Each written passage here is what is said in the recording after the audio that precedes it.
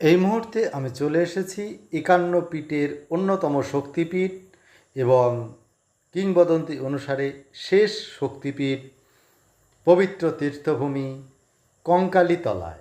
কঙ্কালীতলা বীরভূম জেলার বোলপুরের সন্নিকটে অবস্থিত। এখানে সতীর কাঁখাল বা কুমোর পড়েছিল।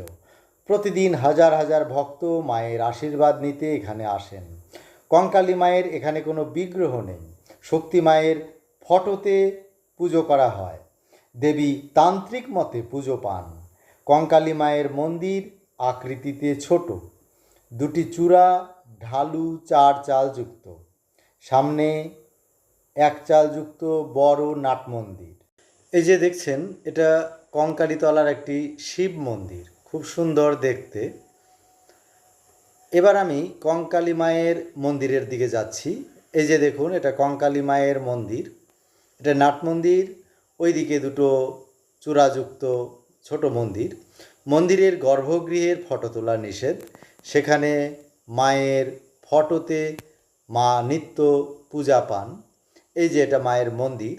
কঙ্কালী মায়ের মন্দিরের সন্নিকটেই রয়েছে একটি পবিত্র জলাশয়, যা সতীকুণ্ড নামে বিখ্যাত। এই পবিত্র কুণ্ডেই সতী মায়ের হাড় বা অস্থি পড়েছিল।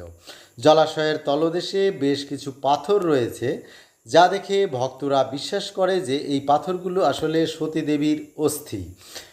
প্রতি বছর জল না শুকালেও এই কুণ্ডের জল ১২ বছর পর পর শুকিয়ে যায়।